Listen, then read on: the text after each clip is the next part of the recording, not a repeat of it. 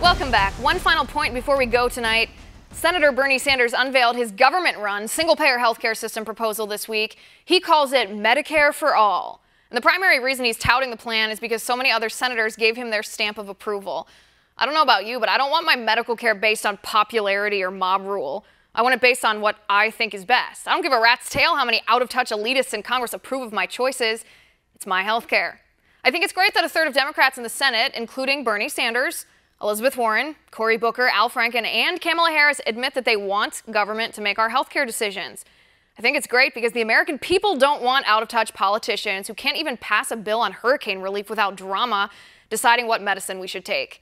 If Democrats support government running our healthcare and we the people reject that, well, Democrats will lose and the better for us. We can see for ourselves what happens when government runs the healthcare industry.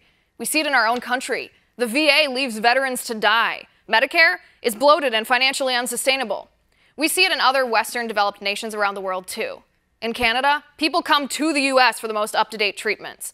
In the UK, fat people are denied care because it costs too much for the government to pay for surgery that won't improve the quality of life of the fat people enough to justify the cost in the eyes of the government.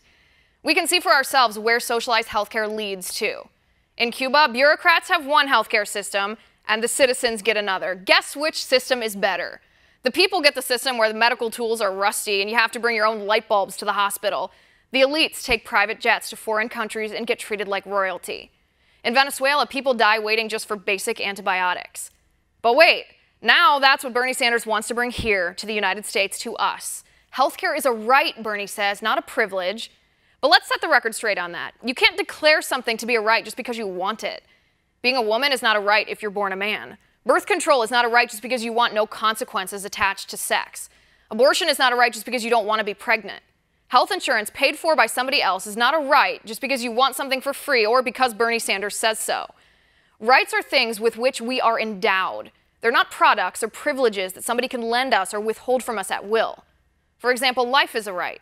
We're born with life. We have a right to live our life.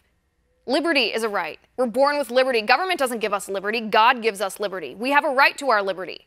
We are not born with health care. Health care is a privilege. And we're lucky in our country that we have access to the privilege of such high-quality medical care when we need it. Probably we're spoiled and take it for granted even.